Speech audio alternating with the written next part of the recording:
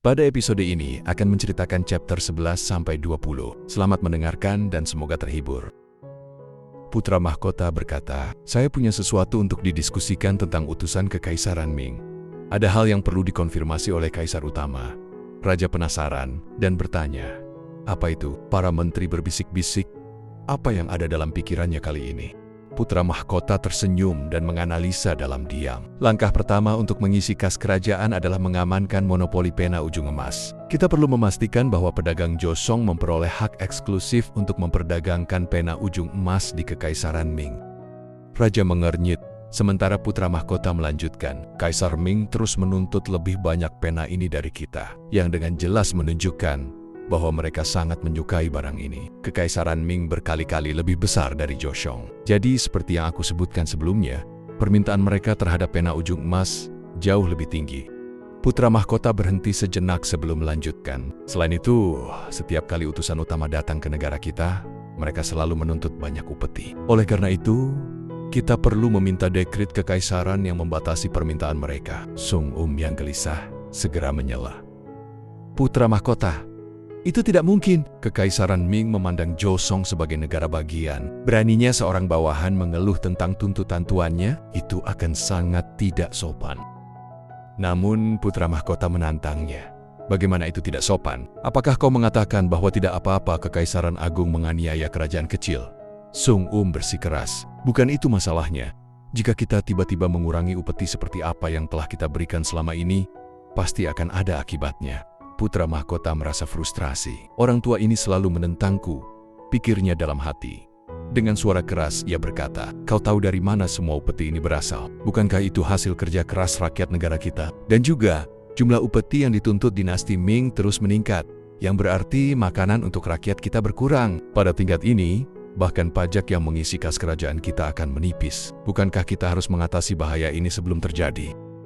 Sung tetap bersikeras. Itu karena putra mahkota masih belum sepenuhnya mengerti urusan negara. Orang-orang dalam utusan itu semuanya kasim. Mereka adalah pelayan terdekat Kaisar Ming. Jika mereka berbicara buruk tentang kita kepada Kaisar Ming, kita bisa menghadapi bahaya besar. Putra mahkota menjawab dengan tajam, "Apakah Anda benar-benar berpikir Raja-Raja Ming itu orang bodoh?" Sung tergagap dan berkata, "Bukan itu maksudku, tapi Anda yang mulia masih terlalu muda. Saya khawatir bisa menyebabkan kerugian besar karena mengejar keuntungan kecil." Putra mahkota kini membalas dengan marah, "Apa hubungannya ini dengan usiaku? Apa kau bilang menyebabkan kerugian besar karena mengejar keuntungan kecil?" Putra mahkota melanjutkan, "Setiap kali utusan Ming datang, upeti yang mereka ambil membentang sejauh bermil-mil. Bukankah itu kekayaan yang mereka rampas dari harta dan rakyat kita?" Putra mahkota menatap Sung dengan tajam sebelum melanjutkan, "Orang bijaksana dari zaman kuno pernah berkata bahwa pejabat sejati memastikan rakyat bisa hidup dengan damai. Namun, Anda bersikeras untuk tunduk dan melayani para kasim ini. Apa yang membuat Anda berpikir ini benar?" Sang mencoba menjawab, "Yang mulia, Anda melebih-lebihkan. Kami tidak tunduk." Namun, putra mahkota menyela, "Aku belum selesai. Mencari keuntungan tidak boleh dilakukan dengan mengorbankan kehormatan dan martabat bangsa." Putra mahkota kemudian mengutip ajaran kuno, orang yang benar, bahkan ketika hidup dalam kemewahan, masih menunjukkan belas kasihan. Bahkan ketika duduk di posisi tertinggi, mereka menjaga integritas mereka dan selalu berpegang pada jalan kebajikan dan kebenaran. Sekarang, menyerahkan kekayaan kita dan menjilati kaki mereka, apakah itu sesuai dengan salah satu dari 3 prinsip ini? Jika tidak, beraninya kalian masih menyebut diri sebagai pejabat yang saleh?" Setelah mengatakan itu, putra mahkota bersujud di hadapan ayahnya dan dengan sungguh-sungguh memohon, "Ayah, tolong izinkan aku untuk memimpin utusan ini. Kali ini, aku akan mengajukan petisi kepada Raja Kekaisaran Ming dan melakukan segala yang aku bisa untuk mengakhiri kebiasaan yang salah ini. Aku mohon, berikan aku izinmu." Ia menatap raja dengan penuh keyakinan. "Memang benar bahwa aku masih muda, baru berusia 9 tahun. Tapi tekadku lebih tinggi dari gunung tertinggi." Raja memijat pelipisnya dan menatap putranya dengan penuh pertimbangan. "Perjalanan ke Beijing itu panjang dan penuh kesulitan," katanya dengan suara berat. Namun, putra mahkota tidak gentar dan menjawab, "Situasi Joseon saat ini menghadapi krisis sekaligus peluang. Jika kita tahu bagaimana memanfaatkannya, Ini bisa menjadi fondasi bagi pembangunan selama 1000 tahun. Tapi jika kita gagal, kita akan tetap menjadi negara kecil yang terpencil. Ia menatap raja dengan penuh harap. Aku berharap Anda mengerti maksud saya. Raja menghela napas panjang dan berkata, kembalilah ke kediamanmu, putra mahkota. Kasim, putra mahkota terlihat terlalu gusar, jadi bawa dia kembali dan tenangkan dirinya. Putra mahkota berteriak putus asa. Tolong ayah, tolong kabulkan permintaan saya. Namun, perintah raja tak dapat dibantah. Dengan berat hati, putra mahkota kembali ke istana timur. Sesampainya di sana, ia frustrasi dan berteriak, semuanya keluar. Setelah para pelayan pergi, ia duduk sendirian di aula. Pikirannya berkecamuk. Sung sialan itu meremehkanku hanya karena aku masih muda. Dia selalu mendebatku dalam segala hal sejak saat itu. Aku tidak akan diam saja. Tunggu saja kalian. Tatapannya menjadi tajam. Ia kemudian memanggil salah satu Kasim dan berkata, bersiaplah untuk perjalanan ke Kekaisaran Ming. Kasim itu terkejut. Apa? Kenapa tiba-tiba yang mulia? Aku berkata, persiapkan barang-barangku sekarang. Sementara itu di aula utama, para pejabat berkumpul dan berdiskusi. Yang mulia, kita tidak bisa bertindak seperti yang disarankan putra mahkota. Kami mohon pengertian Anda yang mulia. Raja menghela napas dalam, lalu berkata dengan suara berat, apakah kalian tahu berapa banyak tidur yang didapatkan anak itu setiap hari? Tidak lebih dari 6 jam, anak yang baru berusia 9 tahun, tapi sudah memikirkan cara agar negara ini makmur. Sementara kalian semua hanya terus mengulang tidak, dan tidak. Para pejabat tertunduk dalam-dalam. Kami pantas dihukum mati yang mulia. Kami pantas dihukum mati.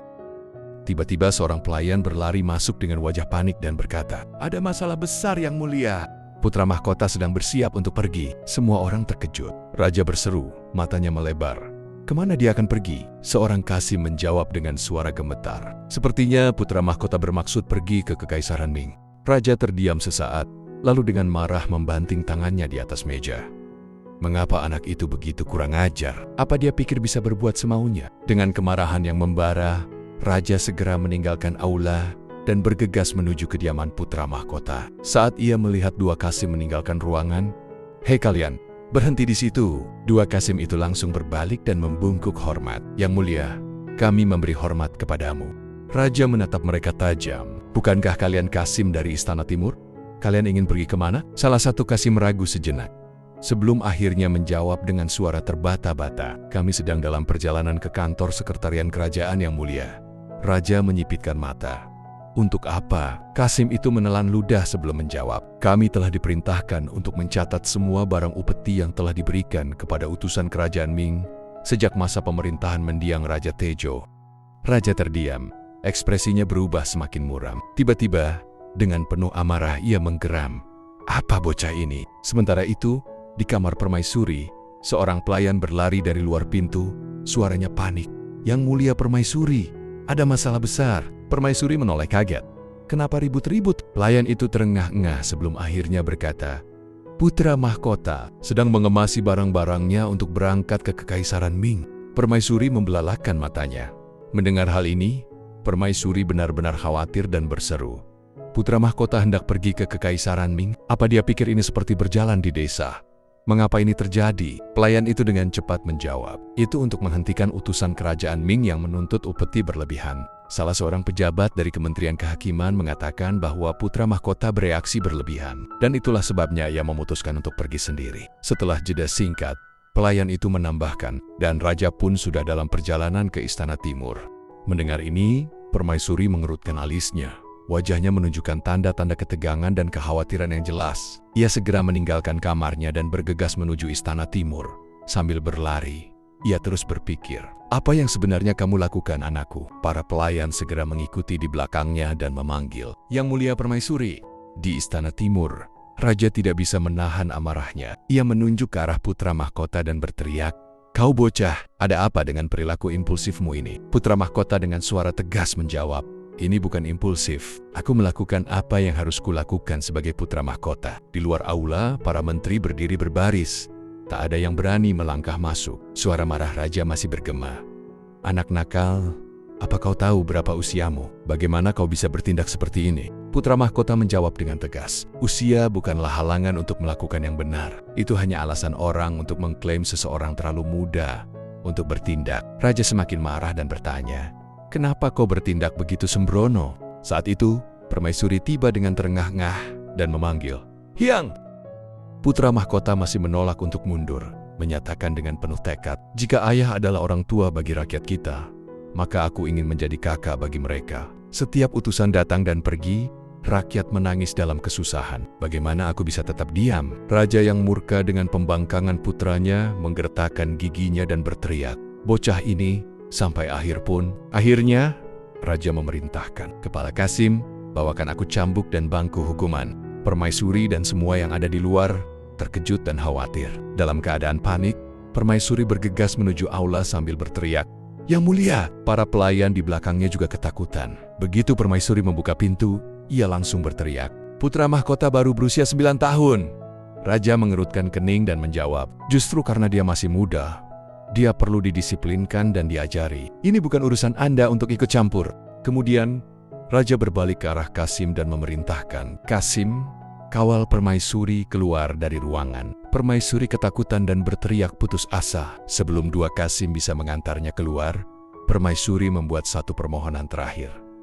"Yang mulia, tolong tunjukkan kemurahan hati Anda." Setiap cambukan mendarat keras di kaki putra mahkota. Dengan setiap pukulan, raja dengan marah berteriak, "Kesalahan pertamamu adalah menjadi terlalu sombong dengan pengetahuan kecilmu. Kesalahan keduamu adalah tidak menghormati mereka yang melayanimu dan tidak tahu bagaimana berperilaku dengan benar." Meskipun putra mahkota masih muda, ia tidak menangis atau mengeluarkan suara. Ia hanya menggertakkan giginya dan menahan rasa sakit. Kini, kaki putra mahkota dipenuhi bekas luka merah dari cambukan. Namun raja tidak menunjukkan rasa simpati dan terus memukulnya sambil berkata, "Kesalahan ketigamu adalah mengabaikan perintah ayahmu. Kau harus merenungkan tindakanmu hari ini dan pastikan hal ini tidak akan terjadi lagi." Di luar ruangan, permaisuri mendengar hal ini dan menangis hingga tak ada lagi air mata yang tersisa. Para menteri berdiri tegang dan menatap pintu dengan cemas. Akhirnya, pintu terbuka. Setelah hukuman yang sangat berat, raja bernapas berat, melangkah keluar dan memerintahkan, "Panggil tabib istana untuk merawat putra mahkota," yang hadir dengan cepat menjawab serempak, "Baik, Yang Mulia." Saat raja berjalan melewati mereka, ia melihat permaisuri masih terisak-isak dan memerintahkannya untuk merawat putra mahkota. Kemudian, ia melirik para menteri dan meninggalkan mereka dengan satu komentar terakhir, "Kalian orang cerewet yang tidak lebih baik dari anak kecil."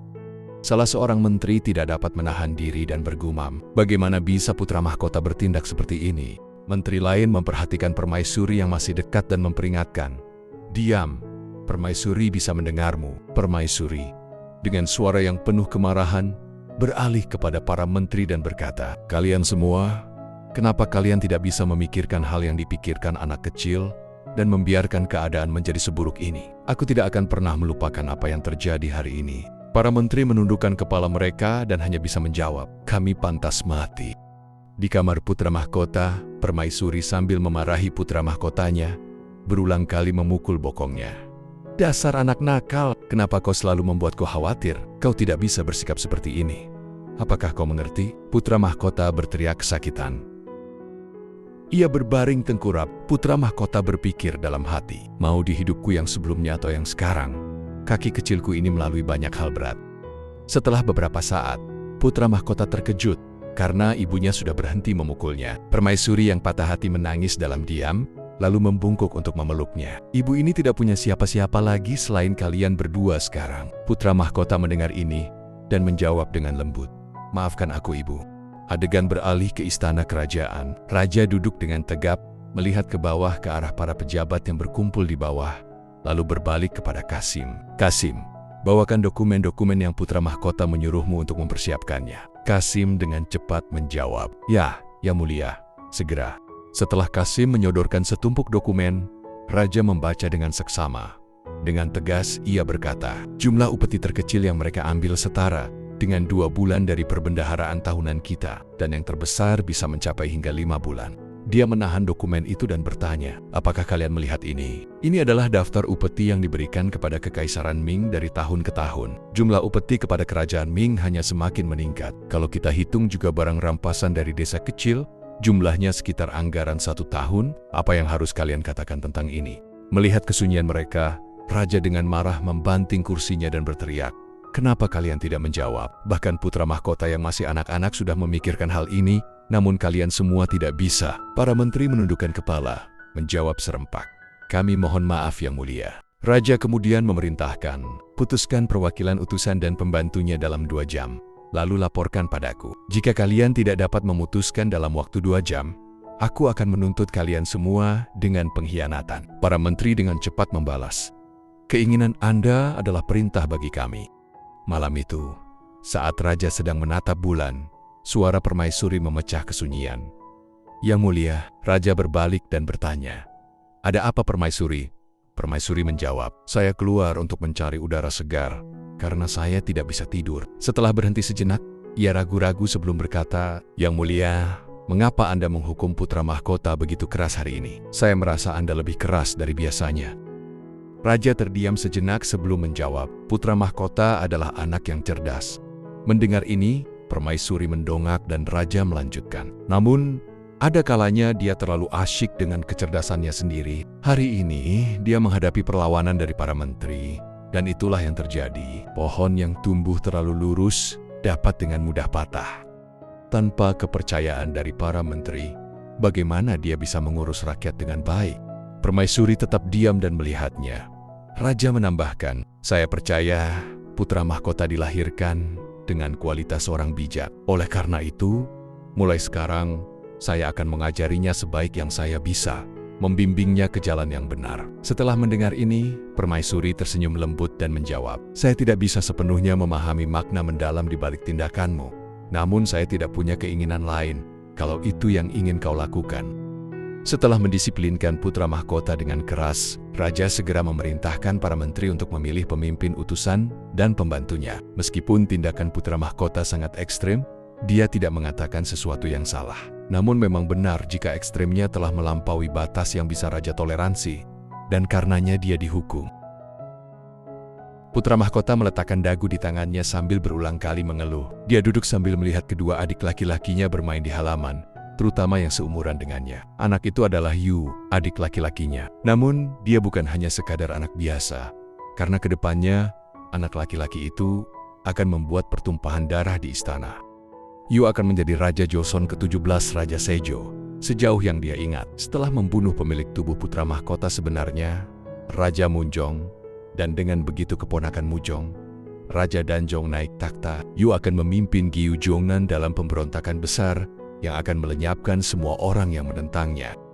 Selama pemerintahannya, Yu tidak berhenti di situ. Dia juga akan meracuni saudaranya sendiri, Pangeran Anpyong, untuk mendapatkan kekuasaan. Pemberontakan besar yang dipimpin oleh Raja Sejong pada tahun 1453 untuk membersihkan sekutu-sekutu dekat dari yang duduk di takhta. Aku mengingat bahwa guruku pernah menceritakan tentang orang ini, Pangeran Suyang. Dia meninggalkan adik laki-lakinya dan kakak laki-lakinya, mengkhianati kakek dan ayahnya sendiri, serta memberikan bayangan gelap pada era kemakmuran dinasti Joseon. Sebagian besar sejarawan memandang Pangeran Suyang secara negatif, dan ini adalah sesuatu yang sangat mengkhawatirkan. Si bocah yang tampak polos ini akan tumbuh menjadi tiran. Putra mahkota merenung dalam hati, apa yang harus kulakukan? Aku harus melakukan sesuatu sebelum dia menunjukkan tanda-tanda menjadi monster. Tiba-tiba, putra mahkota tersenyum saat sebuah ide muncul di benaknya. Aku mengerti. Itulah cara terbaik untuk mengubah seseorang. Dia dengan cepat menyeringai dan mendekati kedua adiknya. Dengan pendidikan yang cermat dan semua yang telah kupelajari, aku akan memastikan dia melayani di bawahku sampai kematiannya. Senyumnya yang aneh membuat Yu tiba-tiba menggigil. Mengapa aku baru saja merasakan hawa dingin di tulang belakangku? Putra mahkota mulai mendekati dan menyapa mereka. Yu adalah nama lahir Pangeran Suyang, dan Yu Yang adalah nama lahir Pangeran Anpyong. Kedua anak itu dengan sopan membungkuk padanya dan menjawab, "Selamat pagi, Hyong Nim." Putra mahkota mengangguk dengan hangat. "Aku senang melihat kalian berdua begitu bahagia." Dia menatap ke arah adiknya dan bertanya, "Kelas menulismu akan segera dimulai kan? Apakah kamu ingin belajar denganku hari ini?" Pertanyaan aneh itu membuat Yu bingung. Dia terdiam sejenak sebelum bertanya, "Kenapa?"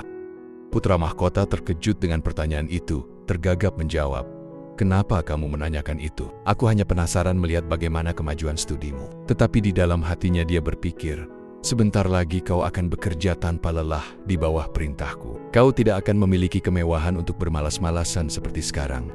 Yu mengerutkan keningnya, menunjukkan ketidakpercayaan pada kata-kata saudaranya. Pada akhirnya dia memutuskan untuk tidak setuju, membalikkan punggungnya dan berkata, "Tidak, aku bisa belajar sendiri." Meskipun putra mahkota mencoba memanggilnya dengan putus asa. "Yu, tunggu!" Yu dengan dingin meraih tangan adik laki-lakinya Yong dan berkata, "Ayo pergi, jangan bermain di sini lagi. Kita mengganggu Hyung Nim." Meskipun Yu tidak tampak terlalu kesal, ada sedikit rasa tidak senang di wajahnya saat dia pergi.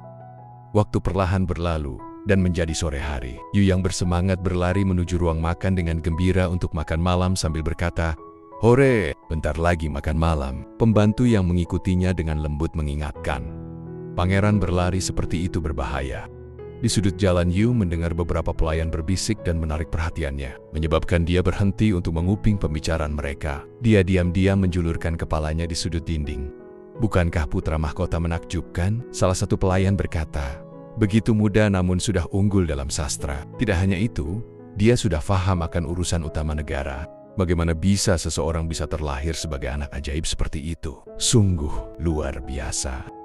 Telinga Yu terangkat, berharap mereka akan berbicara tentang dirinya selanjutnya. Namun semakin dia berharap, semakin dia kecewa. Sementara putra mahkota menerima pujian tanpa akhir, percakapan beralih kepadanya yang dipenuhi dengan perbandingan. Ya, pangeran kedua juga cerdas, tetapi dibandingkan dengan putra mahkota. Kata-kata itu membuat Yu gemetar karena marah. Dayang di belakangnya akhirnya menyadari dan bergegas dengan marah. "Beraninya kamu berbicara seperti itu?" Kedua pembantu itu terkejut, menyadari mereka sudah ketahuan, langsung menunduk dan meminta maaf. Tepat saat Dayang itu hendak menyeret mereka pergi untuk hukuman berat, Yu mencegahnya dan menarik Dayangnya. "Biarkan saja, ayo pergi saja." Meskipun masih anak-anak, Yu sudah mengerti, terlihat kekecewaan dalam ekspresinya. Meskipun tampak tenang, namun dalam hati dia bertanya, "Apa yang telah kulakukan sehingga menjadi lebih rendah dari saudaraku?" Beberapa hari kemudian, Hyang sekali lagi mengumpulkan kedua adik laki-lakinya di kamar pribadinya, mencoba untuk memperkuat ikatan mereka. Dia dengan bangga mengangkat 2 kartu flash buatan sendiri dan berseru, "Beginilah cara karakter ini ditulis. Ini langit dan bumi." Kartu itu memiliki satu sisi yang menunjukkan karakter dan sisi lainnya bergambar. Tampak sangat menarik. Yong senang dan berteriak, "Wow, apakah kamu membuat ini?" Hyang menjawab dengan bangga, "Tentu saja, saya meminta Kasim di istana membantu membuat kartu-kartu ini. Kartu-kartu ini dimaksudkan untuk membantunya menghabiskan lebih banyak waktu dengan adik-adiknya." Hyang tertawa dalam hati, "Aku menyuruh Kasim membuat kartu memori ini dalam 1 hari untuk membantu kita mengingat karakter Cina ini. Sekarang belajar akan jauh lebih menyenangkan." Dia tersenyum dan berseru, "Ayo, datang dan lihatlah ini." Namun Yu menolak, "Aku tidak tertarik. Aku sudah punya guru sendiri, jadi aku tidak membutuhkannya." Hyang bingung dan bertanya, "Bukankah akan lebih menyenangkan jika kita belajar bersama?" Namun sebelum dia bisa menyelesaikan kalimatnya, Yu bereaksi dengan serius, "Aku bisa mengurus itu sendiri." Dia berbalik dan berkata dengan dingin, "Tolong jangan panggil aku untuk hal seperti ini lagi." Tindakannya membuat Hyang dan Yong terkejut dan bingung. Keesokan harinya, Yu duduk dengan gurunya di halaman untuk belajar dengan tekun. Hyang bersembunyi di balik semak-semak di dekatnya, berjongkok memperhatikan mereka. "Anak ini lebih sulit untuk dipahami daripada yang saya kira. Saya perlu mengamati apa yang dia lakukan setiap hari," pikirnya. Guru bertanya, "Tidakkah menurutmu bagian ini sulit?" Yu tersenyum dan menjawab, "Tidak. Metode pengajaran Anda sangat jelas, jadi aku tidak merasa sulit sama sekali." Sikapnya yang sopan dan berperilaku baik membuat Hyang tercengang. Dia jauh lebih baik dari yang kukira. Apa ini? Apakah dia hanya sulit denganku saja?" Gurunya melanjutkan, "Baiklah, kalau begitu mari kita tinjau 3 hubungan mendasar dan keutamaan keteguhan yang kita pelajari kemarin." Yu dengan sopan menjawab, "Ya Tuan." Dia segera mulai membacakan kesetiaan rakyat kepada penguasa mereka, kesetiaan pengikut kepada pemimpinnya. Raja adalah kepala dari pengikutnya, bakti seorang anak kepada ayahnya. Ayah adalah kepala dari anaknya. Yu terus melafalkan dengan percaya diri. Kesetiaan seorang istri kepada suaminya. Suami adalah kepala dari istrinya. Hyang tidak percaya dengan apa yang didengarnya. Dia tidak hanya menguasai naskah 1000 karakter, tetapi dia juga menghafal 3 hubungan dasar dan 5 keutamaan keteguhan. Hyang tiba-tiba teringat sesuatu yang pernah dikatakan gurunya. Ada rumor tentang Pangeran Besar Suyang. Orang-orang mengatakan bahwa meskipun Suyang sedikit kurang berprestasi dibandingkan Raja Munjong, dia cukup berbakat dalam sastra dan seni bela diri. Satu-satunya masalah adalah kakak laki-lakinya terlalu luar biasa. Tetapi mungkin pada tingkat tertentu ini hanyalah rumor. Hyang tampaknya menyadari sesuatu, dia fokus pada anak rajin di hadapannya. Apa yang dibutuhkan anak ini adalah... Sore itu, selama pelatihan ilmu pedang, Yu berlatih dengan intens menggunakan boneka kayu. Saat dia memukul boneka itu, ada suara keras yang mengejutkannya, menyebabkan dia menjatuhkan pedangnya. Pedang berat itu berguling di tanah dan berhenti di kaki Hyang. Hyang mengambil pedang itu dan bertanya, "Sepertinya kamu sedang berlatih seni bela diri." Dia menambahkan, "Bagaimana kalau kamu mengajariku beberapa teknik pedang? Aku tidak tahu banyak tentang ilmu pedang karena sampai sekarang aku hanya mempelajari sastra saja." Yu, meskipun sedikit kesal, tidak menolak. Sambil mengayunkan pedangnya, dia hanya berkata, "Tidak sesulit itu, kamu lakukan saja seperti ini." Hyang yang berdiri di samping Yu mengangguk sambil berpikir dan berkomentar, "Itu tidak terlihat mudah."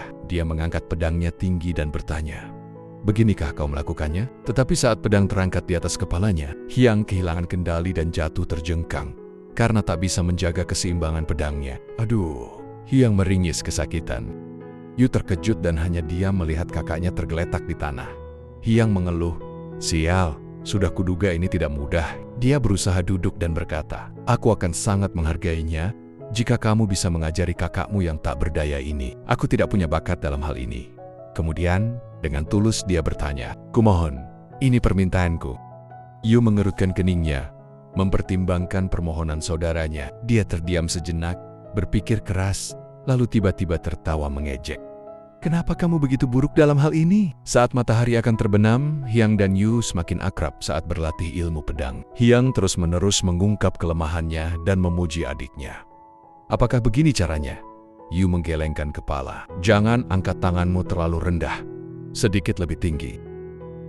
Anak-anak pada dasarnya berhati sederhana. Yu selalu merasa tidak peduli seberapa keras dia. Mencoba agar semua orang di sekitarnya mengatakan dia tidak sebaik kakak laki-lakinya. Hal ini membuatnya merasa tidak suka. Namun, sekarang melihat bahwa kakak laki-lakinya juga memiliki kelemahan dan bahkan lebih buruk darinya di beberapa bidang, dia merasakan kesetaraan kembali. Dengan itu, Yu menjadi lebih terbuka untuk membiarkan Hyang mendekat dan mulai memperlakukannya dengan lebih hangat. Langkah pertama dalam mengubah tiran masa depan telah selesai. Suatu pagi yang cerah, dua wanita bangsawan asyik berbincang. Wanita yang mengenakan gaun hijau berbisik dengan penuh rasa ingin tahu, "Apakah kau pernah mendengar tentang flashcard yang dibuat oleh putra mahkota?" Wanita berbaju biru mengangguk sambil tersenyum. "Tentu saja, aku pernah mendengar tentang itu. Katanya kartu-kartu itu sangat berguna."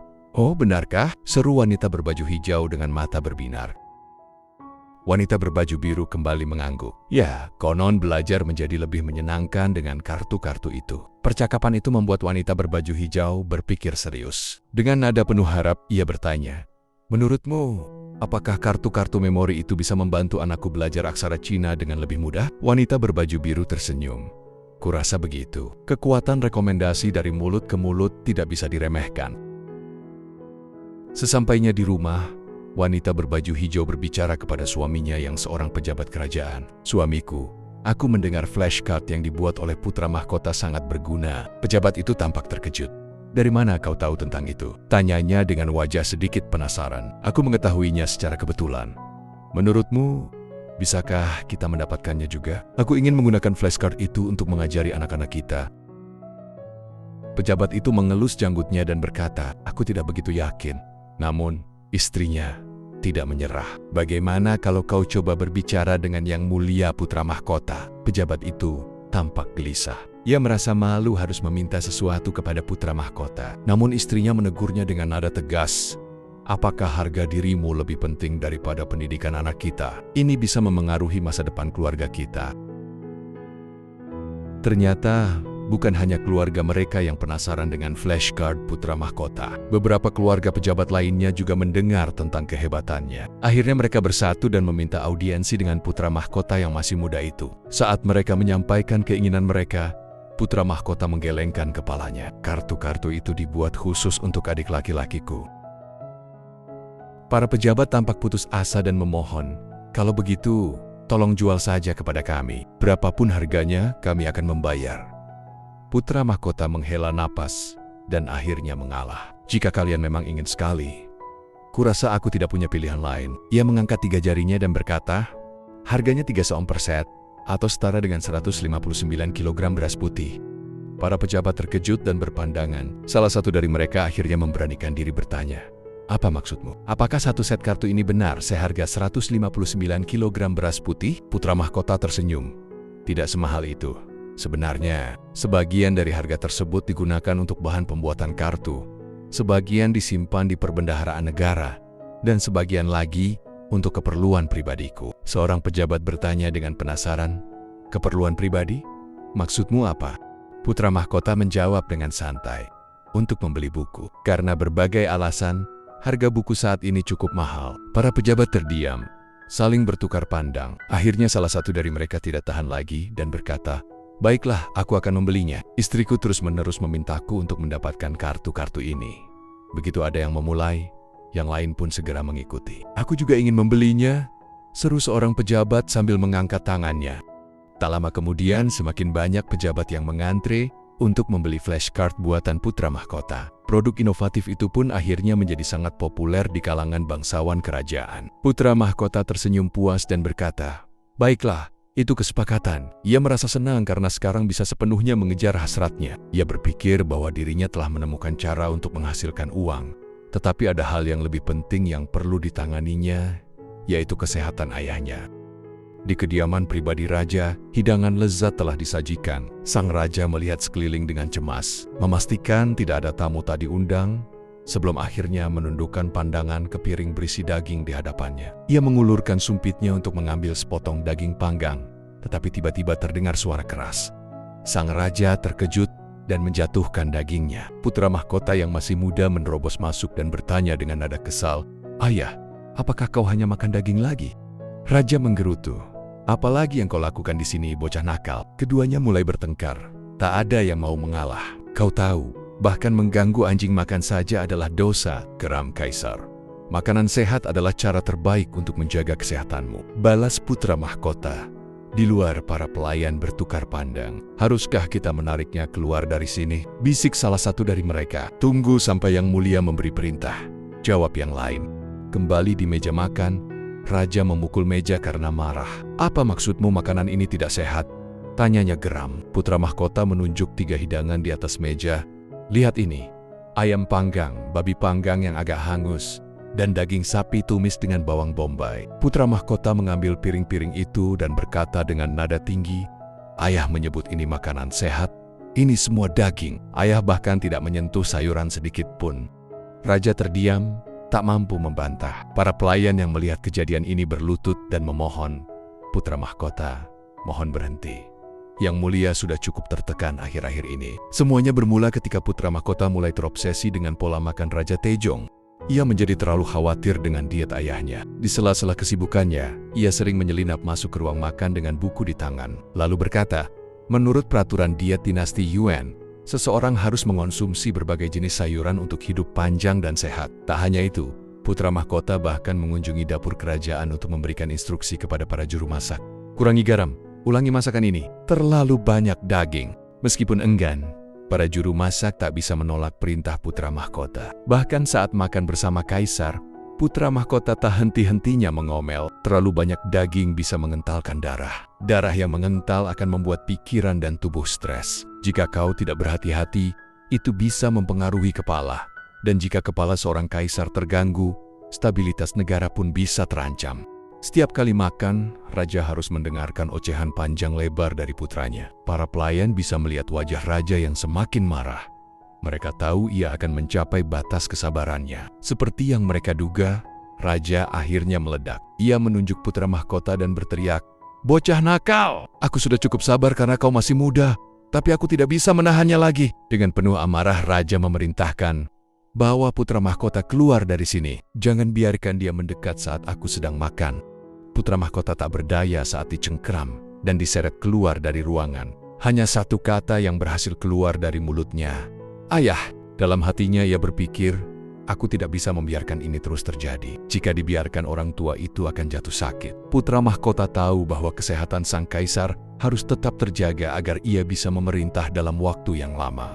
Hanya dengan begitu ia dapat menikmati masa depan yang nyaman. Pelayan yang menyeretnya keluar membungkuk dan berkata, "Maafkan aku yang mulia." Putra mahkota berdiri di luar kamar kaisar, tertegun. Pikirannya berpacu, mencari cara untuk menyelamatkan kesehatan ayahnya. Dietnya adalah masalah serius.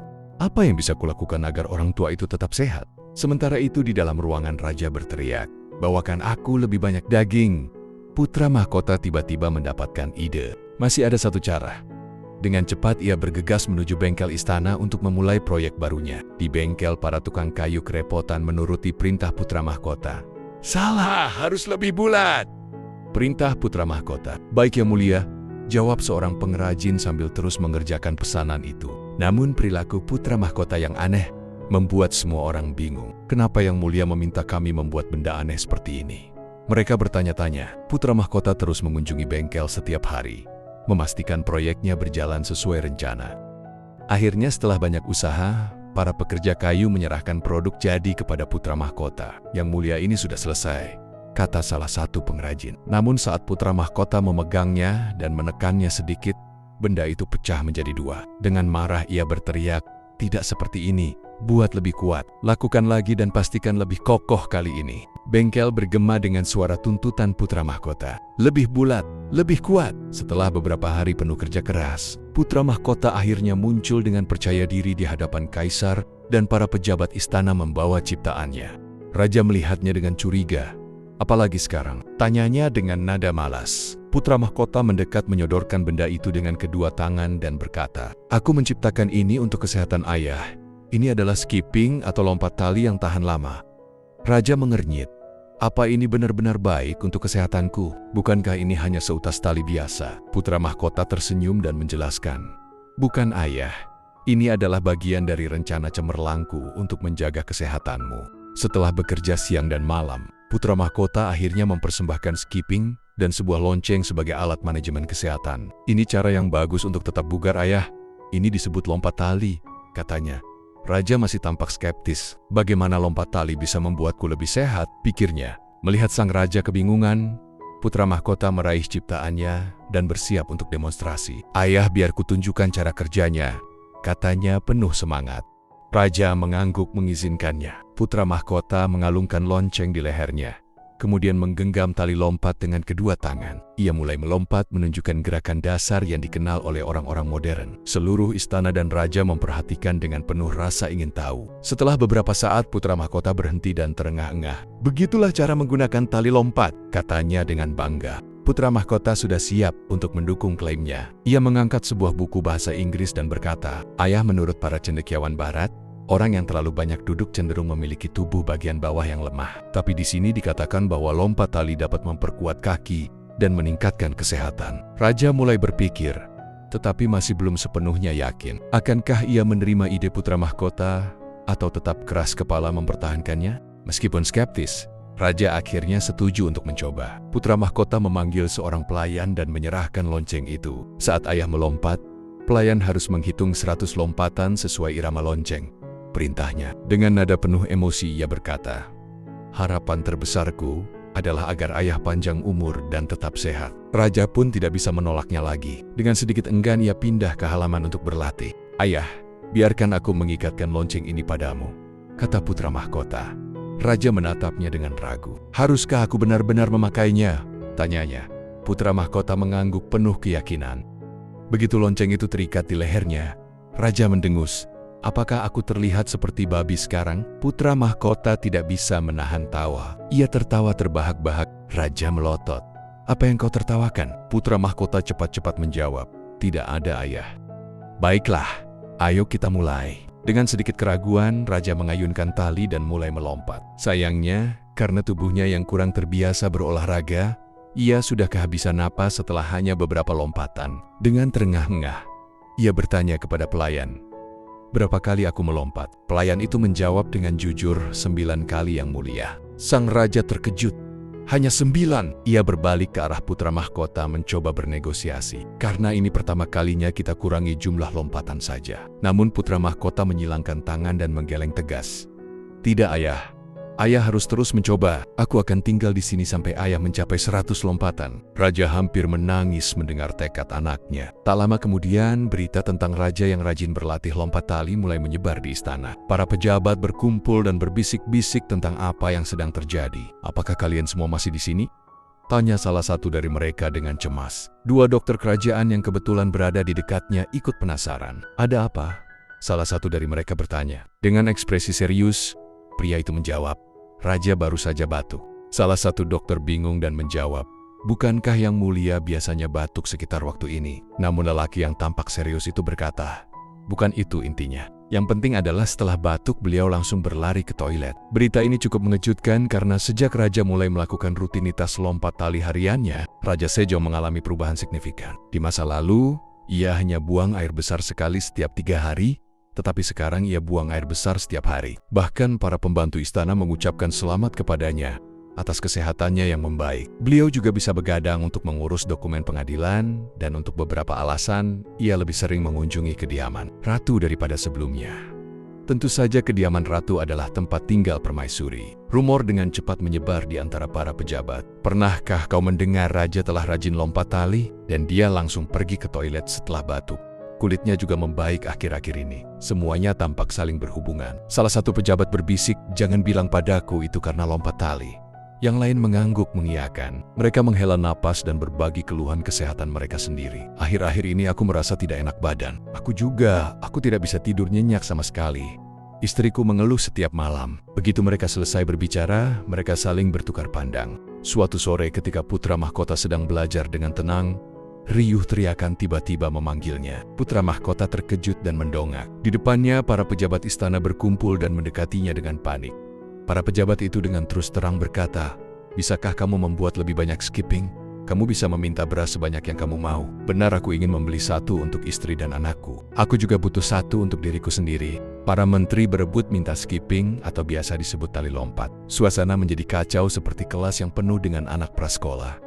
Putra mahkota akhirnya meninggikan suaranya. "Tolong bicara satu persatu. Keberhasilan ini jauh melampaui harapannya." Ia segera kembali ke bengkel pertukangan dan memberitahu para pekerja, "Kita punya banyak hal yang harus dilakukan. Mulai sekarang semua orang akan diberikan tugas khusus. 1 orang membuat tali, yang lain membuat pegangan, dan 1 lagi membuat lonceng." Para pekerja menangis terseduh-seduh, pasrah pada nasib mereka. Putra mahkota benar-benar mengeksploitasi tenaga mereka. Lalu putra mahkota mengumumkan, "Sekarang buat 500 lagi." Di dalam hati mereka merasa putus asa. Mereka menggerutu, "Tolong bunuh saja kami. Kami juga manusia." Produk putra mahkota menciptakan revolusi dalam kesehatan. Keluarga-keluarga di seluruh negeri kini bisa melompat tali bersama-sama. Dengan para suami yang lebih sehat dan istri-istri menjadi lebih bahagia. Semua orang memuji perubahan besar yang terjadi hanya dari sebuah ide kecil. Terkadang, hal kecil bisa membawa dampak yang besar. Putra mahkota benar-benar jenius. Setelah mengumpulkan beras dari para pejabat, ia menyimpannya di gudang pribadinya. Berdiri di depan tumpukan beras yang menggunung, putra mahkota menyilangkan lengannya dan tertawa puas. "Aku menghasilkan uang lebih cepat dari yang kukira." Namun ambisinya belum berhenti di situ. Ia masih ingin lebih. Namun di balik semua pujian yang diterimanya, mulai muncul kritik dari beberapa pejabat senior. Mereka bergumam bahwa putra mahkota terlalu terkenal dengan inovasinya. "Aku dengar dia bahkan menjualnya kepada para menteri tingkat tinggi. Menimbun kekayaan bukanlah orang bijak," bisik mereka. Salah satu pejabat senior yang lebih berpengalaman menenangkan yang lain. "Tenang, mari kita tunggu waktu yang tepat. Seperti pepatah, dari hal-hal kecil tumbuh hal-hal besar." Seorang menteri berkata, "Jika putra mahkota menjadi sombong dan tidak dapat membenarkan tindakannya, dia akan membawa kehancurannya sendiri." Kata-kata itu membuat para pejabat yang lain memilih bersabar dan mengamati situasi lebih lanjut. Sementara itu waktu terus berlalu, dan akhirnya misi diplomatik yang telah lama direncanakan pun tiba. Utusan kerajaan bersiap untuk berangkat ke Ming. Menteri Perdagangan Luar Negeri mengusulkan agar mereka membawa proposal dagang untuk kerajaan Ming.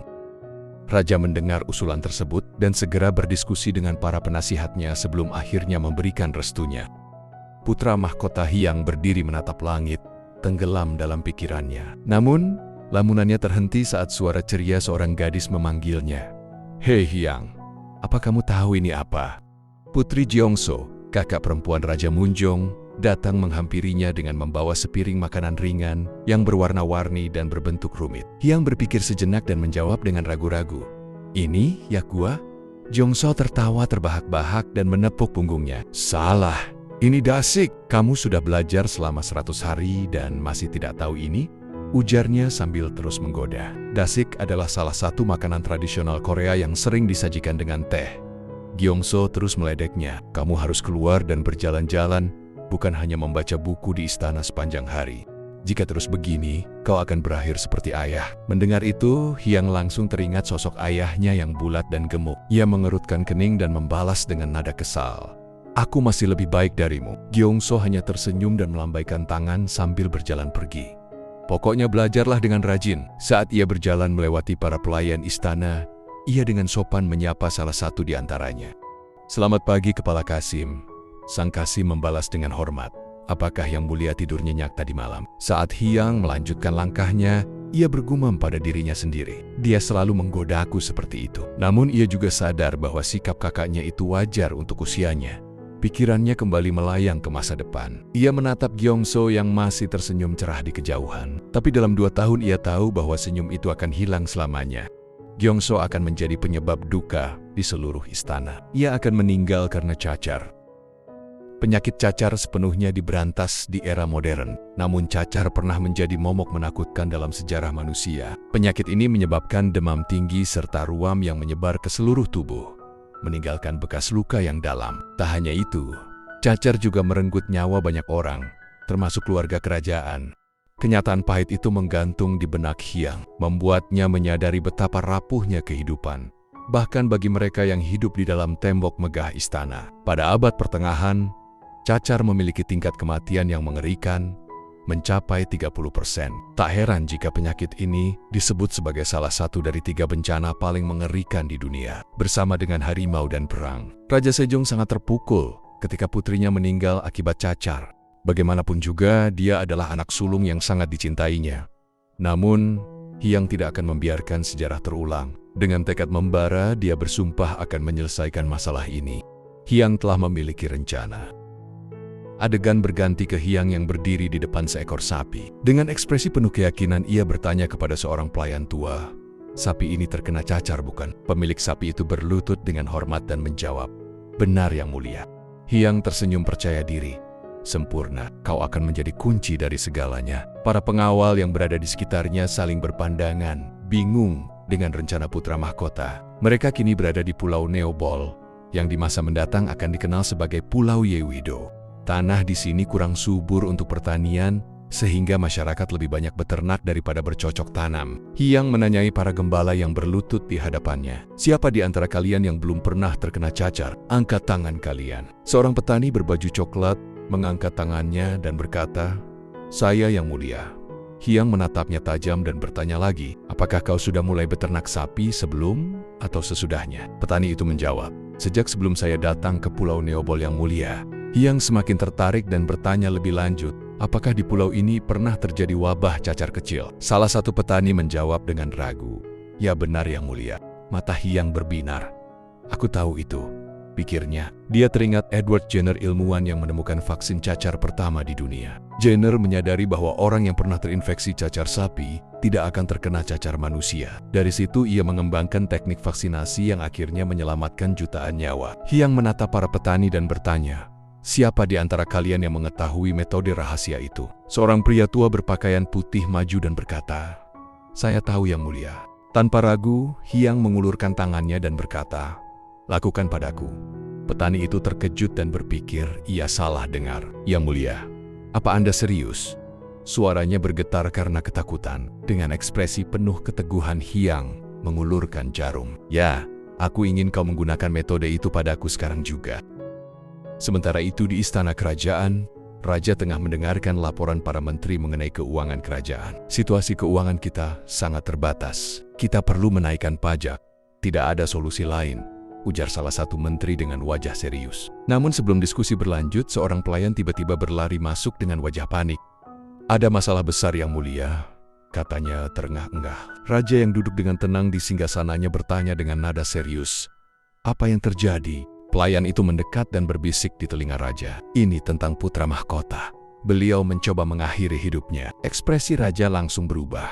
Dari tenang menjadi tegang, raja berseru, "Apa yang sebenarnya terjadi?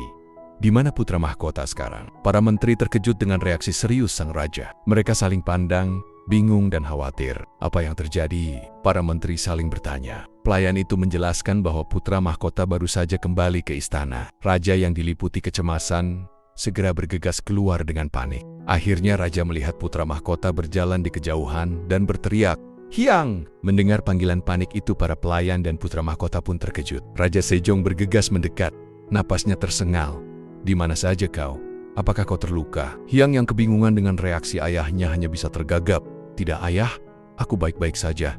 Apa yang terjadi?" Wajah raja berubah gelap, amarahnya mulai membuncah. Ia menoleh ke pelayan dan menuntut penjelasan. "Katakan padaku apa yang terjadi." Pelayan itu dengan gugup menjawab, "Yang mulia, aku hanya mengulang apa yang dikatakan oleh Kasim." Kasim O langsung berlutut dan menundukkan kepalanya dalam-dalam. "Yang mulia, aku pantas mati.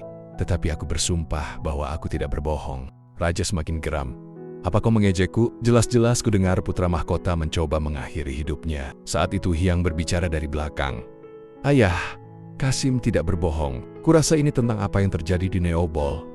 Raja menatapnya dengan bingung. "Apa yang kau bicarakan putra mahkota?" Hyang menarik napas dalam-dalam dan menjelaskan, "Ini hanya kesalahpahaman. Aku sedang meneliti penyakit yang sering muncul dan menyebar di antara rakyat." Raja mengenali deskripsi itu dan bertanya, "Kau berbicara tentang cacar?" Hyang tersenyum dan menjawab, "Tepat sekali ayah. Saat membaca teks medis dari Cina, aku menemukan metode untuk mengobati penyakit ini. Jadi aku mengambil nanah dari sapi yang terinfeksi cacar dan menyuntikannya ke dalam tubuhku." Mendengar kata-kata putranya, raja terdiam. Wajahnya pucat, pikirannya berputar dalam ketidakpercayaan. Ia merasa kepalanya berdenyut hebat dan dalam sekejap pingsan di tempat. Para menteri dan Hyang berteriak panik, "Ayah, tolong bangun ayah." Setelah beberapa saat, raja akhirnya sadar kembali. Namun, ekspresinya masih dipenuhi keterkejutan. Dengan suara gemetar, ia bertanya, "Jadi kau mengatakan padaku bahwa kau menyuntikkan nanah sapi ke dalam tubuhmu?" Hyang dengan tenang mengangguk. "Ya, ayah." Raja Sejong masih sulit mempercayai apa yang baru saja ia dengar. "Kau pasti tidak tahu apa itu nanah." Sebelum ia bisa menyelesaikan kalimatnya, Hyang menyelanya sambil tertawa kecil. "Tentu saja aku tahu, nanah itu keluar dari luka sapi yang terinfeksi." Raja mencoba menahan amarahnya dan bertanya, "Jadi prosedur yang kau maksud itu hanya mengoleskan nanah ke kulitmu, bukan?" Namun Hyang dengan santai menjawab, "Tidak ayah. Aku menggunakan jarum untuk menyuntikannya ke tubuhku." Mata raja membelalak, amarahnya meledak. Ia maju dengan cepat mencengkeram bahu Hyang dan berteriak, "Kau anak yang ceroboh, beraninya kau melakukan sesuatu seperti ini hanya karena membacanya di sebuah buku." Hyang berusaha menjelaskan, "Ayah, aku baik-baik saja. Orang yang berpengalaman melakukan prosedur ini padaku." Raja tercengang. "Apa? Siapa?" Hyang menunjuk seseorang di antara para pelayan. "Dia, ayah." Seorang pria berpakaian sederhana segera membungkuk dalam-dalam. "Yang mulia, aku hanya seorang pelayan rendahan yang membantu putra mahkota." Hyang kemudian memperkenalkan pria itu. "Ayah, pria ini adalah seorang gembala dari Pulau Neobol. Dialah yang melakukan prosedur itu. Katanya ini adalah teknik rahasia yang telah diwariskan dari generasi ke generasi untuk mengobati penyakit cacar kecil." Raja Sejong masih tidak percaya dan bertanya kepada seorang penggembala sapi. Penggembala itu menjawab dengan hormat, "Ya, yang mulia, itu benar." Raja mendekati Hyang dan dengan suara lebih lembut bertanya, "Putra mahkota, apakah kau mengatakan bahwa orang ini adalah orang berpengalaman yang kau maksud?" "Seorang penggembala sapi?" Hyang menjawab dengan percaya diri, "Ya, ya. Dia telah menyembuhkan semua orang di pulau itu." Namun raja kembali meninggikan suaranya, "Meskipun begitu, kau tidak boleh menggunakan dirimu sendiri sebagai subjek percobaan. Apa yang kau pikirkan? Kau adalah putra mahkota." Hyang tidak mundur dan menjawab dengan tegas, "Hidup adalah hidup ayah. Tidak ada perbedaan antara bangsawan dan rakyat biasa jika menyangkut hidup dan mati. Banyak orang telah disembuhkan dan menjadi sehat kembali. Jadi mengapa aku harus takut?" Raja masih khawatir dan berkata, "Tapi ini terlalu ceroboh. Bagaimana jika sesuatu yang buruk terjadi?" Hyang terdiam sejenak sebelum menjawab, "Ayah tahu, bahwa terlalu banyak orang kehilangan nyawa karena cacar. Penyakit ini pasti akan sampai ke istana suatu hari nanti. Jika aku bisa membuktikan bahwa pengobatan ini berhasil, kita tidak hanya bisa melindungi rakyat tetapi juga keluarga kerajaan kita sendiri. Tidakkah ayah setuju? Raja Sejong terdiam lama, merenung dalam hatinya. Aku benar-benar tidak tahu apakah anak ini akan menjadi berkah atau kutukan bagi negeri ini. Tindakannya seperti seorang filsuf bijak, namun terkadang seperti petir yang menyambar tanpa henti. Akhirnya sang raja menghela napas dan memberikan perintah, bawa orang ini ke penjara. Pastikan dia diberi makan dengan baik dan tidak disiksa. Ia kemudian berbalik kepada penggembala sapi itu dan berkata, "Jika sesuatu terjadi pada putra mahkota, nyawamu adalah taruhannya. Namun jika kata-katamu terbukti benar, kau akan menerima hadiah besar." Penggembala itu gemetar ketakutan dan menjawab, "Saya mengerti yang mulia." Sementara itu, inspektur sedang berbicara dengan seorang astronom. "Apakah kau sudah mendengar tentang putra mahkota?" tanyanya. Astronom itu mengangguk. Ya, dia mengaku sembuh dari cacar setelah dirawat oleh seorang budak rendahan. Putra mahkota bahkan menyuntikkan nanas sapi ke dalam dirinya sendiri. Inspektur keheranan. Kedengarannya tidak masuk akal. Tapi jika itu putra mahkota, dia pasti punya alasan. Dia memang mampu menciptakan hal-hal yang tidak bisa dibayangkan oleh orang lain. Sebelum ia bisa melanjutkan, dua orang berlari mendekat dengan panik. "Putra mahkota!" seru mereka. Inspektur terkejut. "Apa yang terjadi?" Kasim menjawab dengan cemas. "Ini serius." Di istana putra mahkota terbaring di tempat tidur. Tubuhnya mengalami demam tinggi. Meski begitu Hyang bersikeras, "Aku baik-baik saja." Namun para pelayan menatapnya dengan cemas. "Bagaimana Anda bisa mengatakan itu? Anda demam tinggi seperti tungku." "Kau orang bodoh yang kurang ajar.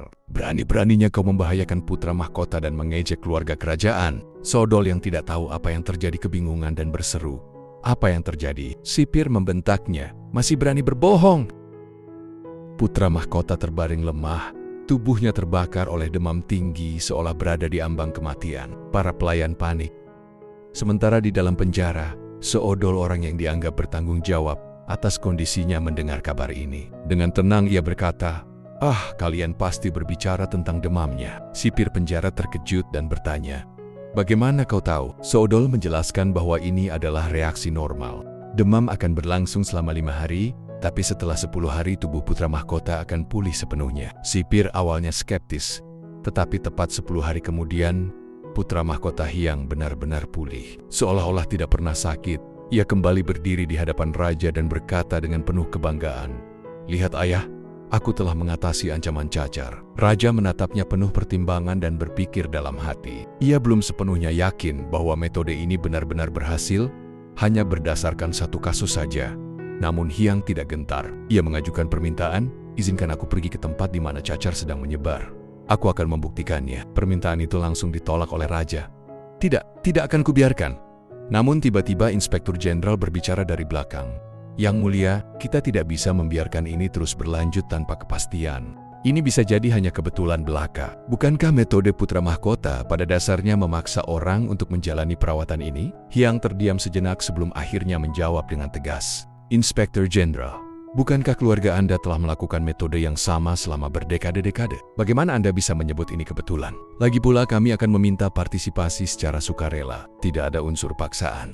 Hyang melanjutkan, "Semua hal di dunia ini berkembang melalui eksperimen dan keberanian untuk mencoba. Jika kita tidak berani mengatasi ketakutan kita akan kegagalan, bagaimana nasib kerajaan ini?" Mendengar kata-kata tegas itu, ruangan menjadi sunyi. Tak ada yang berani menyanggah. Inspektur Jenderal hanya berdiri di sana mendecak lidahnya karena frustrasi. Namun akhirnya mengikuti saran Hyang. Daerah yang paling parah terkena wabah cacar mulai diprioritaskan untuk pengobatan. Banyak orang yang awalnya takut, justru sekarang dengan sukarela mengikuti pengobatan ini setelah melihat hasil yang menjanjikan. Untuk memastikan keefektifan metode ini, Raja Sejong memerintahkan sensus penduduk bersamaan dengan vaksin cacar. Strategi ini seperti memukul 2 burung dengan 1 batu. Vaksinasi berjalan sekaligus sensus penduduk dilakukan untuk memastikan hasilnya. Ketika efektivitas metode ini terbukti, Raja akhirnya memberi izin untuk menerapkan pengobatan ini ke seluruh wilayah kerajaan Joseon. Suatu hari, saat Hyang berjalan di istana, suara akrab memanggilnya, "Hyang, lihat ini. Kau tahu apa ini?" Hyang menoleh dan melihat kakaknya Gyeongso, tersenyum sambil memegang sesuatu. "Itu sogo, alat musik tradisional. jawabnya. Gyeongso mengangguk. Benar, aku akan memberikanmu pertunjukan kecil sebagai hadiah.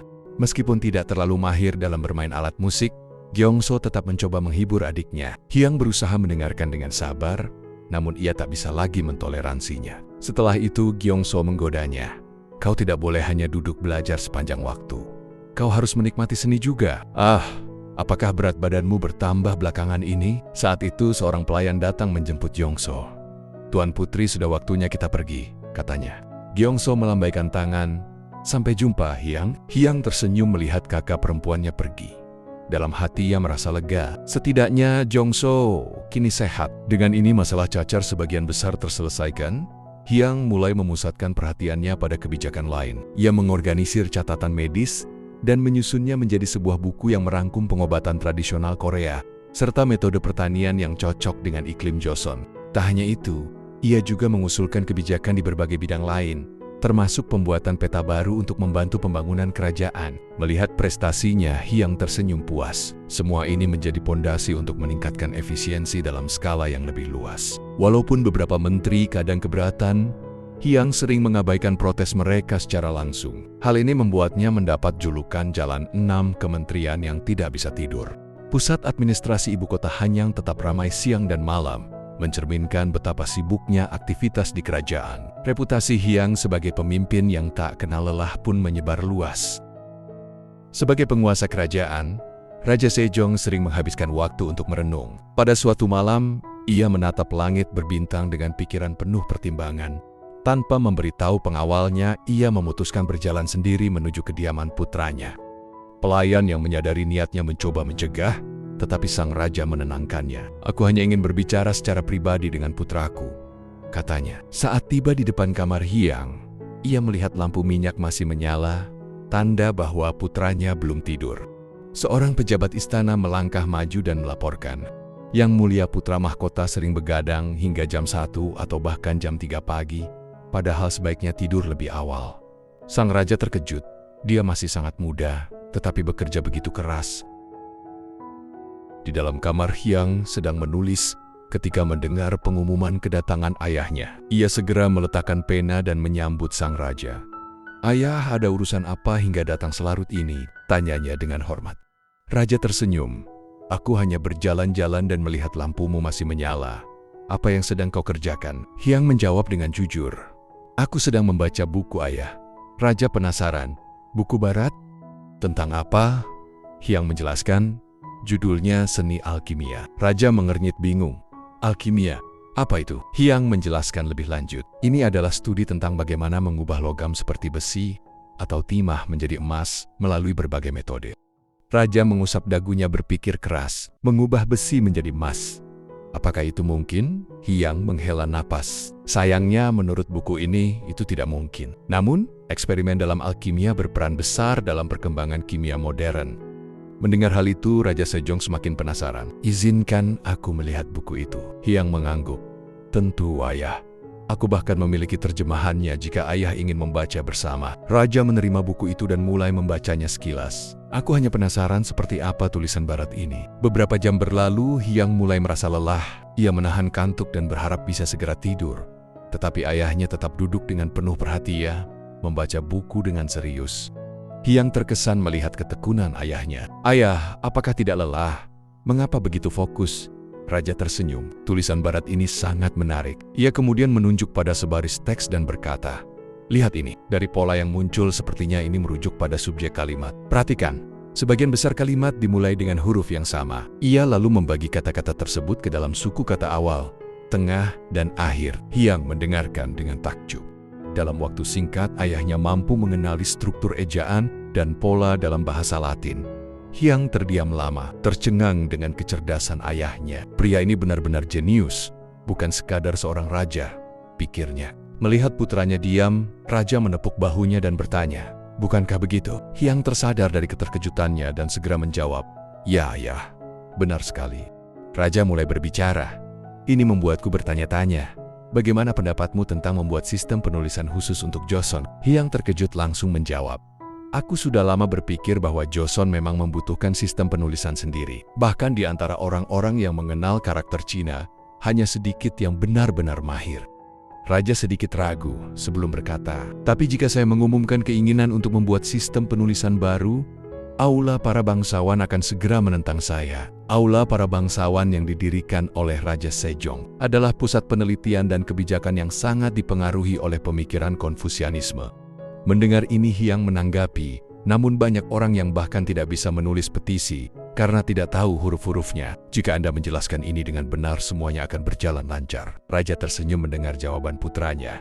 "Sepertinya kamu kesulitan menulis selama ini." Hyang tersenyum canggung.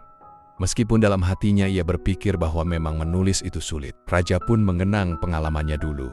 "Aku ingat saat pertama kali mencoba menulis.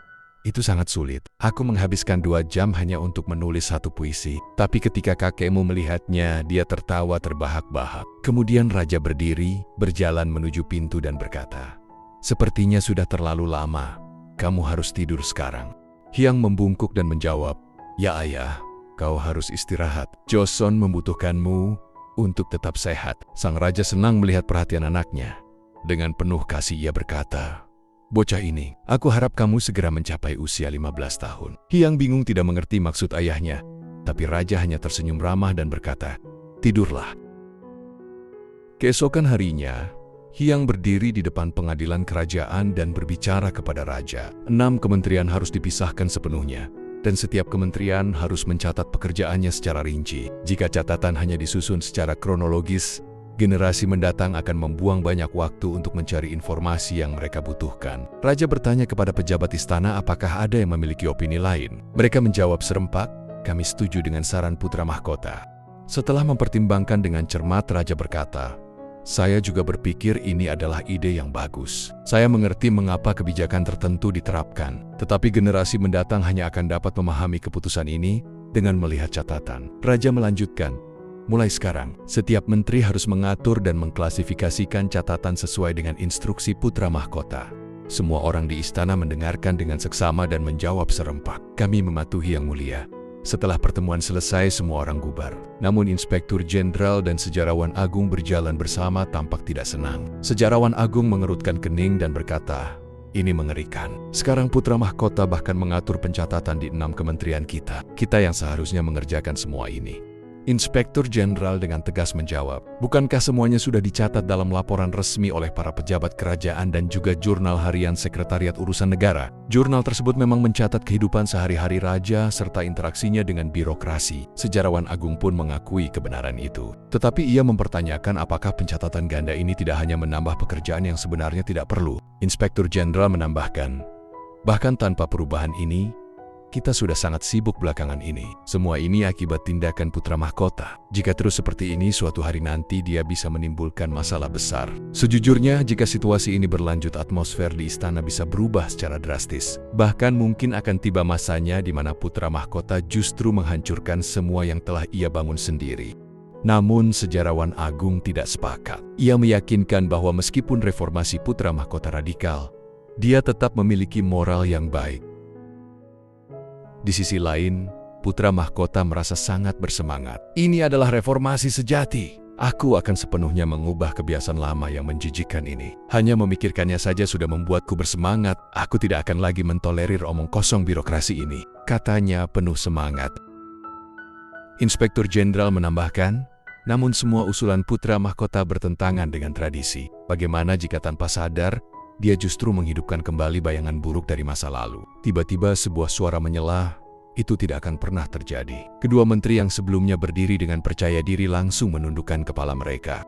Menteri Ryu Jung-hyun tiba. Dengan ekspresi tegas ia berkata, "Banyak orang yang hanya membaca beberapa buku mengira mereka layak membahas urusan negara. Padahal mereka tak tahu apa-apa tentang dunia ini. Jika putra mahkota melangkahi batas dan menghancurkan apa yang telah kita bangun, meskipun dia adalah putra mahkota, aku tidak akan tinggal diam."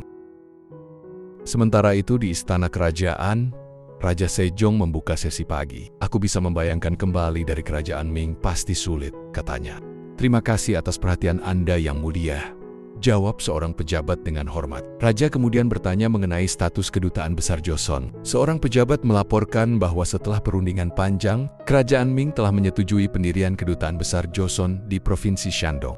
Mendengar kabar ini, Raja Sejong merasa sedikit lega. "Baiklah, Apakah ada hal penting lain yang terjadi selama perjalanan? Tanyanya. Salah satu pejabat melaporkan bahwa banyak pedagang utama ingin membeli kertas dari Joseon. Kertas? Ulang putra mahkota seolah mencari kepastian. Pejabat itu melanjutkan, ya benar yang mulia. Banyak orang ingin membeli kertas kita, karena kualitasnya jauh lebih baik. Dibandingkan kertas dari kerajaan Ming, mereka bahkan meminta agar kita membawa lebih banyak pada kunjungan berikutnya.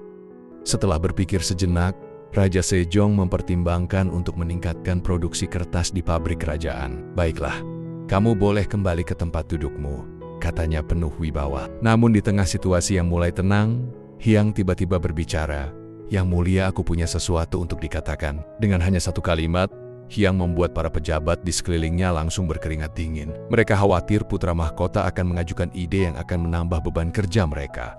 Di ruangan megah istana, suasana menjadi tegang. Raja Sejong ragu-ragu sebelum akhirnya bertanya, apakah kau benar-benar perlu berbicara sekarang? Hyang sang putra mahkota menatap ayahnya dengan penuh tekad.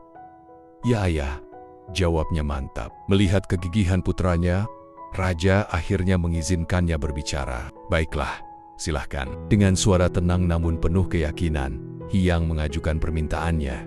Saya mengusulkan agar kita menghapus pabrik kertas. Ucapan itu mengejutkan semua orang di ruangan. Para menteri dan pejabat yang hadir saling berpandangan. Rahang mereka hampir jatuh ke lantai. Bagaimana mungkin putra mahkota mengusulkan sesuatu yang begitu tidak masuk akal? Selama ini pabrik kertas menjadi sumber pendapatan besar bagi kerajaan. Kertas produksi mereka diminati oleh rakyat Ming, dan kertas Joseon adalah kertas berkualitas tinggi, bahkan menjadi komoditas yang sangat dicari. Keputusan ini tampak bertentangan dengan sikap putra mahkota sebelumnya. Apa alasan dibalik keputusan ini? Gumam beberapa pejabat. Nyaris tidak percaya dengan apa yang mereka dengar. Hyang yang mendengar gumaman itu mengerutkan kening dan berkata tegas, "Diam dan dengarkan saya." Ia menatap para menteri di hadapannya dan mulai menjelaskan. Seperti yang ayah dan semua hadirin ketahui, kertas Joseon memiliki kualitas luar biasa berkat keahlian para pengrajin kita. Namun, ada masalah besar yang tidak bisa kita abaikan. Ia menarik napas sejenak sebelum melanjutkan. Para pengrajin ini tidak mendapatkan upah yang layak. Gaji mereka begitu rendah hingga banyak di antara mereka yang kesulitan menghidupi keluarga. Beberapa bahkan terpaksa mencari pekerjaan tambahan atau meninggalkan profesinya untuk menjadi petani atau pekerja di bidang lain. Suasana ruangan mendadak serius. Beberapa pejabat mulai menyadari bahwa ada sesuatu yang tidak beres dalam sistem mereka. Namun tidak semua orang setuju. Ryu Jung-hyun, seorang pejabat senior yang berpengaruh, segera menanggapi, masalah ini bukan karena sistem yang buruk, tapi karena para pekerja itu malas. Lihatlah pabrik militer dan bengkel kerajaan lainnya. Pekerja mereka memiliki pangkat rendah, tetapi tetap bekerja dengan baik. Ia melanjutkan dengan nada menantang. Mereka yang ingin meninggalkan pekerjaannya hanyalah orang-orang yang tidak mau berusaha. Jika mereka memang ingin bertahan, mereka harus bekerja lebih giat. Hyang menatap Ryu Jung-hyun dengan ekspresi tajam. Ia mengepalkan tangan berusaha menahan kemarahannya. Apakah Anda benar-benar tidak menyadari? Hyang akhirnya membalas. Para pejabat seperti Anda menerima banyak tunjangan tambahan. Bahkan di kediaman Anda sendiri, tamu-tamu datang sejak fajar membawa hadiah dan memberikan penghormatan. Ryu Jung-hyun tetap tenang dan berkata, itu hanyalah bentuk rasa terima kasih dan niat baik. Hyang tersenyum tipis lalu berkata, saya tidak mengatakan itu salah, tapi jika kita terus mengabaikan kesejahteraan para pengrajin, bagaimana kita bisa mengharapkan mereka tetap berdedikasi? Jika hal ini dibiarkan, bukan hanya kemajuan teknologi kita yang terhambat, tetapi seni pembuatan kertas Joseon akan lenyap selamanya. Kata-kata itu menggema di ruangan. Beberapa pejabat mulai terlihat ragu dengan pendirian mereka. Raja Sejong tampak berpikir serius. Ia menyadari bahwa ada kebenaran dalam kata-kata putranya. Tetapi sebelum ia bisa mengambil keputusan, putra mahkota, apakah Anda sadar bahwa Raja Taejong mendirikan pabrik kertas ini untuk memastikan mata uang kita memiliki kualitas yang konsisten? Jika pabrik ini ditutup, kita akan menghadapi masalah yang sama seperti dulu. Ia menatap Hyang dengan penuh keyakinan. Saya memohon kepada Anda untuk mempertimbangkan kembali keputusan ini. Raja Sejong menoleh ke kanan dan ke kiri, mendengar dua argumen yang saling bertentangan. Ia mulai merasa bimbang. Di saat kebingungan menyelimuti Raja, Hyang menatapnya dalam-dalam dan memberikan sinyal halus. Hyang menggumam, "Ayah, kau tahu apa yang harus dilakukan, bukan? Aku percaya padamu." Raja Sejong menatap putranya, lalu memejamkan mata sejenak, mengambil napas dalam. Keputusan besar harus segera dibuat. Tiba-tiba, Ekspresi Hyang berubah. Dari ketegasan yang terlihat jelas, wajahnya kini menjadi kosong. Ia mengamati ayahnya dengan seksama. Raja Sejong, lelaki tua yang penuh wibawa, menoleh kembali padanya dan bertanya, "Menurutmu, apakah ini keputusan yang tepat?" Hyang terdiam sejenak. Sejak kapan ayahnya mulai mengajukan pertanyaan sulit seperti ini? Apakah ia ingin Hyang lebih terlibat dalam diskusi ini? Dengan desahan pelan, putra mahkota akhirnya menjawab dengan tegas, "Apakah para menteri sudah lupa tentang pena berujung emas?" Suasana menjadi hening.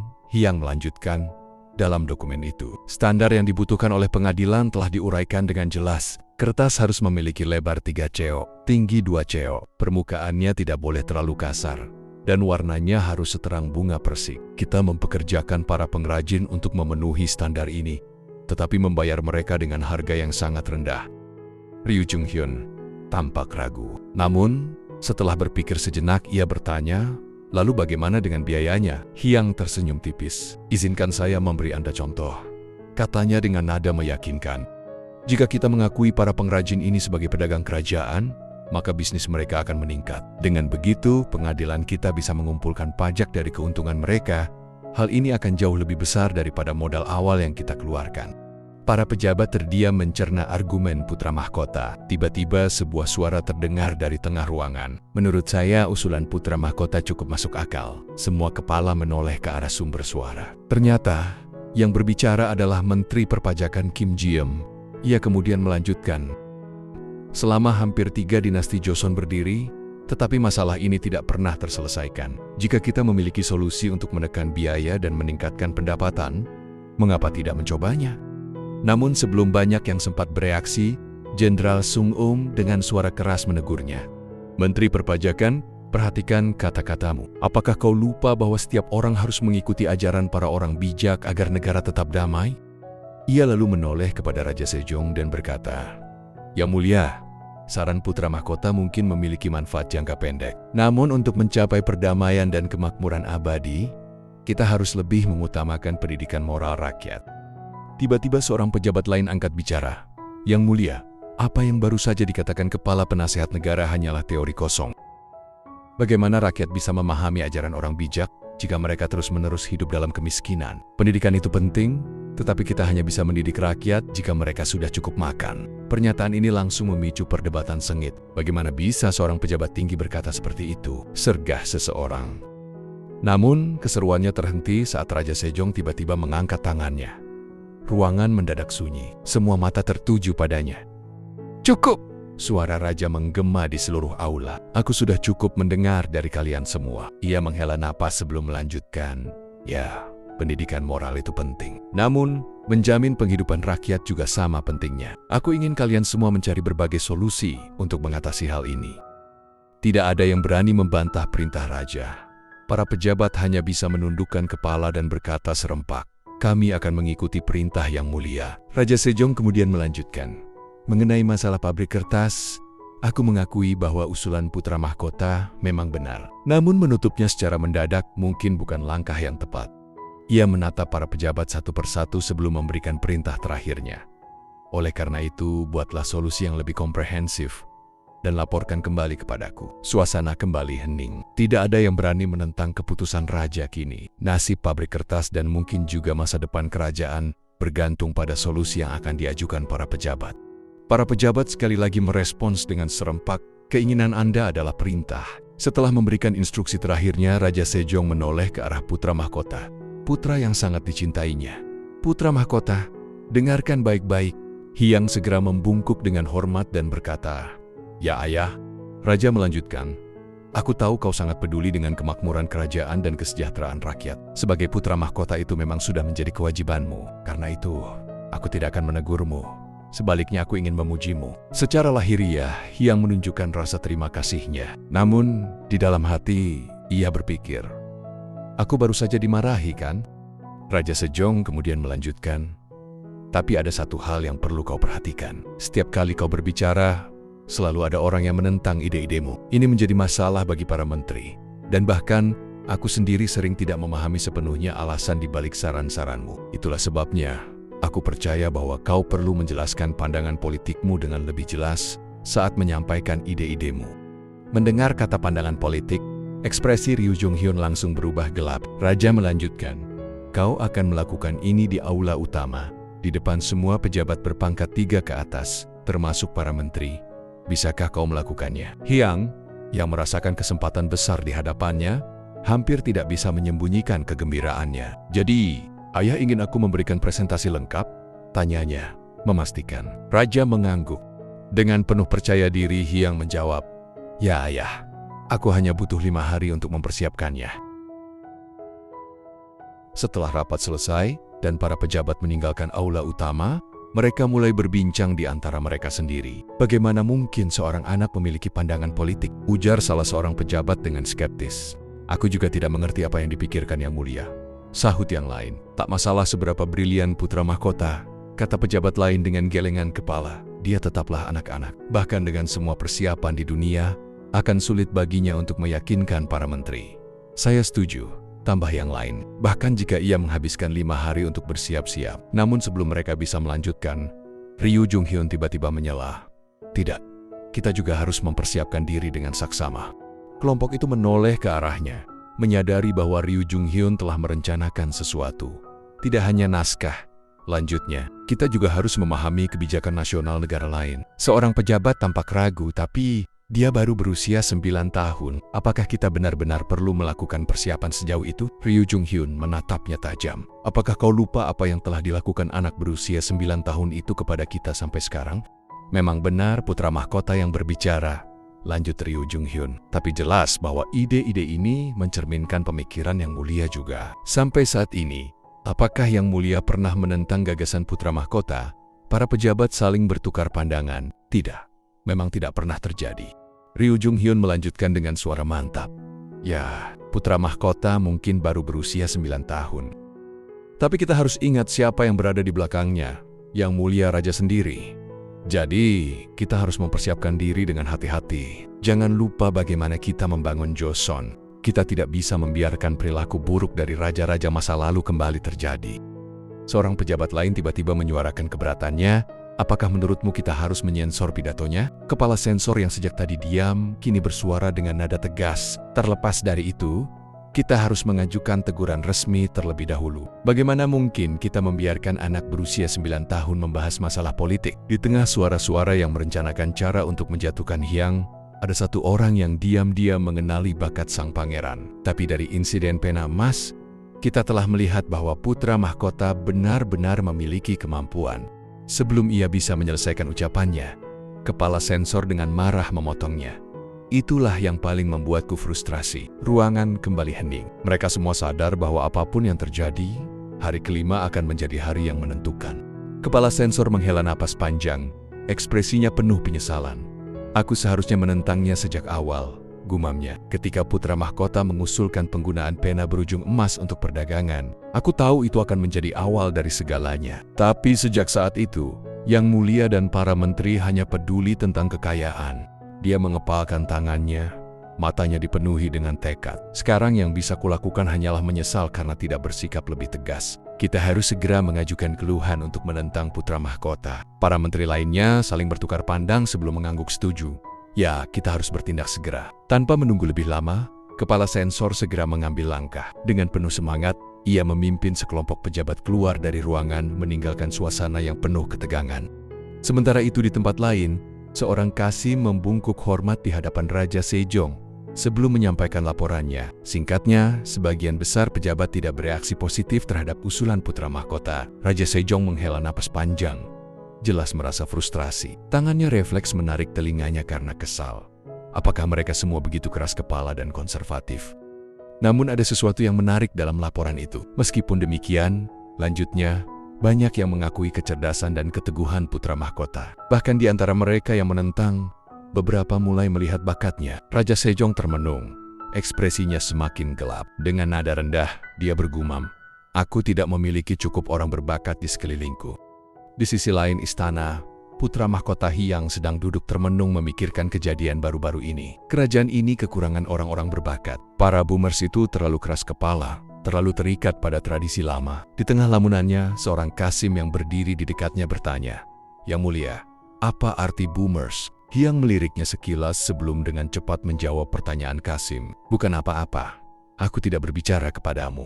Namun pikirannya tetap berputar. Ini bahkan bukan tahun-tahun terakhir dinasti ini baru permulaan era Joseon. Kelas penguasa seharusnya masih fleksibel, bukan? Bagaimana aku bisa meyakinkan para menteri yang keras kepala itu? Lebih dari itu, ada satu hal lain yang mengganggunya. Ayah mengatakan dia akan mengumpulkan semua pejabat tinggi, termasuk yang berpangkat 3 ke atas. Mereka pasti akan memandang rendah diriku hanya karena aku masih anak-anak.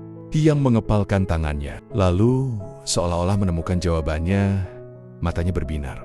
Baiklah, kalau begitu, aku akan menunjukkan kepada mereka sedikit gambaran abad ke-21 kapitalisme dan struktur administratif modern. Tanpa membuang waktu, ia berdiri. Kasim, aku perlu mempersiapkan sesuatu. Bawa aku ke biro seni kerajaan dan gudang senjata. Kasim itu terkejut, tetapi segera membungkuk dalam-dalam, seraya menjawab, baik yang mulia. Dalam hati, Kasim itu bertanya-tanya, masalah apa lagi yang akan dibuat putra mahkota kali ini? 5 hari kemudian, di aula utama Istana Gyeongbokgung suasana ramai saat ini. Para menteri dan pejabat tinggi telah berkumpul dalam jumlah penuh. Di antara mereka, percakapan santai terdengar di sana-sini. Menteri Cha sudah lama tidak bertemu. Menteri Cha tersenyum ramah. Menteri Park, sudah berapa lama? Kapan kau kembali ke ibu kota? Aku baru tiba kemarin, jawab Park. Namun, percakapan ringan mereka dengan cepat berubah topik. Jadi, Yang Mulia memanggil kita untuk mendengar pandangan politik putra mahkota? Tanya salah satu pejabat dengan nada skeptis. Bukankah ini keterlaluan? Membuat kita datang ke sini hanya untuk itu? Keluh pejabat lain. Ya, sungguh membuang-buang waktu, gumam yang lain sambil menggelengkan kepala. Mengapa kita harus repot-repot mendengar ini?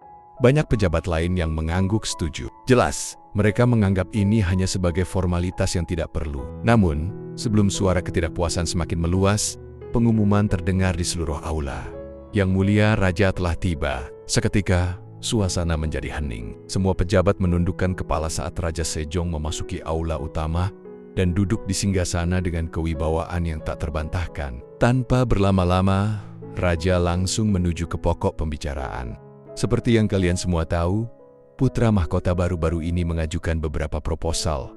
Suaranya terdengar mantap. Namun, aku yakin kita tidak dapat mengevaluasi proposal-proposal tersebut secara menyeluruh tanpa memahami fondasi pemikirannya. Dia menatap para pejabat yang kini mendengarkan dengan penuh perhatian. Oleh karena itu, aku mengumpulkan kalian semua di sini untuk mendengarkan langsung pandangan politik putra mahkota. Aula dipenuhi keheningan yang menegangkan.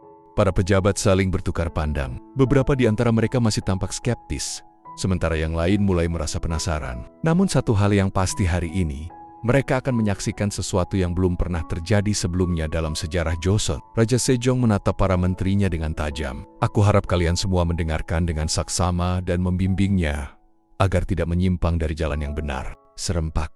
Para menteri menjawab, ya, Yang Mulia. Dari kejauhan suara langkah kaki terdengar semakin jelas. Semua kepala menoleh ke arah sumber suara. Putra mahkota Hyang berjalan dengan percaya diri, diikuti oleh para pelayan yang membawa beberapa barang misterius. Pemandangan itu membuat para menteri saling bertukar pandang dengan rasa penasaran. Apa itu? Seseorang berbisik. Hyang berhenti tepat di hadapan ayahnya, lalu membungkuk dengan hormat. Saya berterima kasih kepada ayah karena telah memberi saya kesempatan ini, katanya dengan suara mantap. Sekarang, saya akan mulai menyampaikan pandangan politik saya. Raja Sejong mengangguk. Lanjutkan.